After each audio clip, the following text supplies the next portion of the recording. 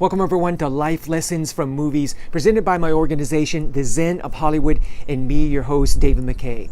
In this segment, we extract life lessons from movies and then use simple and practical tips to help us improve our lives and become happier, which I believe we all desire.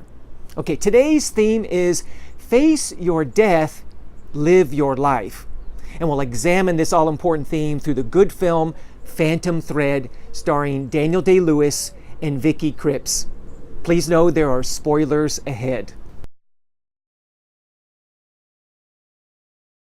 Okay, this film focuses on the renowned dressmaker in 1950s London named Reynolds Woodcock. And here, this guy is extremely famous, right? He makes dresses for all the celebrities, including royalty, especially in Europe. So here's this person who's overly demanding, overly controlling. He's really a perfectionist. And on the one hand, we can certainly understand that because he has to get the dress exactly right. But on the other hand, there's no joy in his life. He's overly serious, and we see that he's not really living. Now, he's especially this way with his relationships, right? He uses women. They're really a means to an end for him. And he ends up discarding them, right? He judges them, he mistreats them, he's really abusive. Until he meets this woman named Alma, who, as it turns out, is far more strong-willed than the other women. And she's determined to fight against him and do her best to make their relationship work. Or at the very least, to break through Reynolds' ego. Now, at one point, it appears that their relationship between Alma and Reynolds is going to end like all the others. But Alma, what she does the unthinkable, right? She takes this poisonous mushrooms and she sprinkles a little bit of this in Reynolds' tea so that when he drinks it, he becomes really sick, right? And so what happens, though, in the end? It actually ends up weakening him, weakening his ego to the point that he opens his heart up to Alma. He opens up to love. I mean, it's amazing, this kind of turnaround in personality that Reynolds has. And they end up getting married, of all things.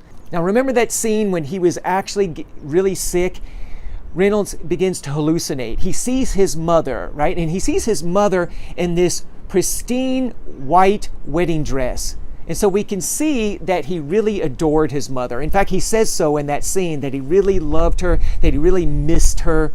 And so we see that when she died, right, Reynolds obviously developed this deep fear of death, right? And he began to hold all the women in his life up to his mother's standard.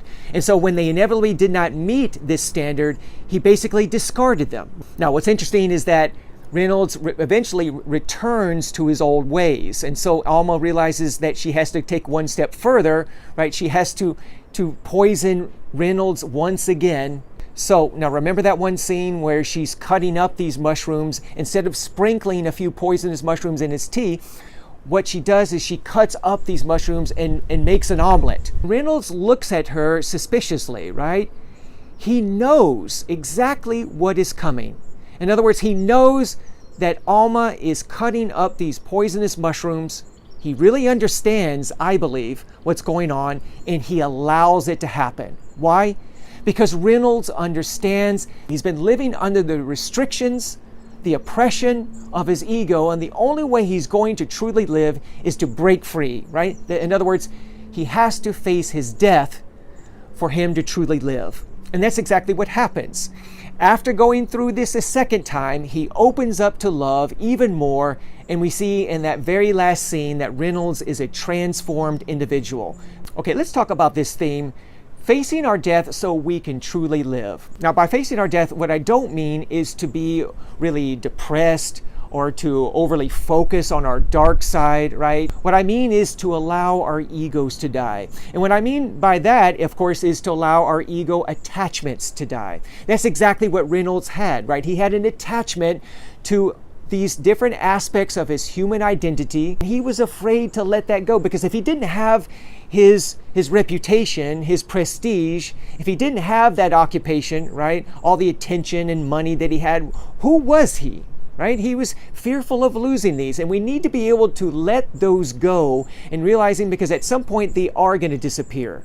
So let's talk about how we can face our death and let go of these attachments.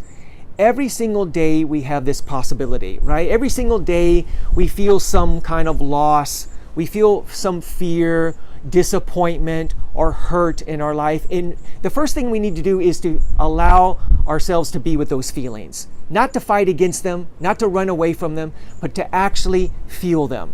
As we feel them, observe them from this third-party perspective, right? Which is the silent witness within.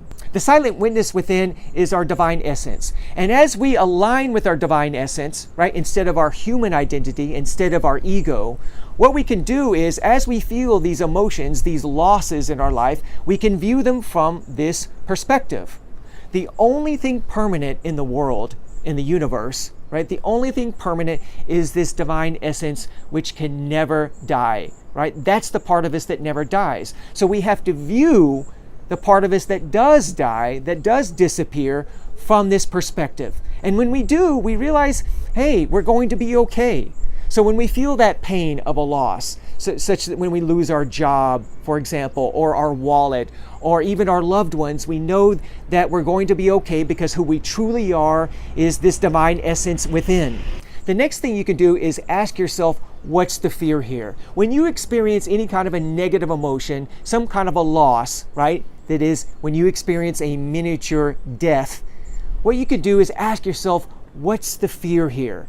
Because underneath all of our negative emotions, right, our hurt, any kind of emotional pain, is fear, right? So ask yourself, what's the fear here? Let that answer come to you.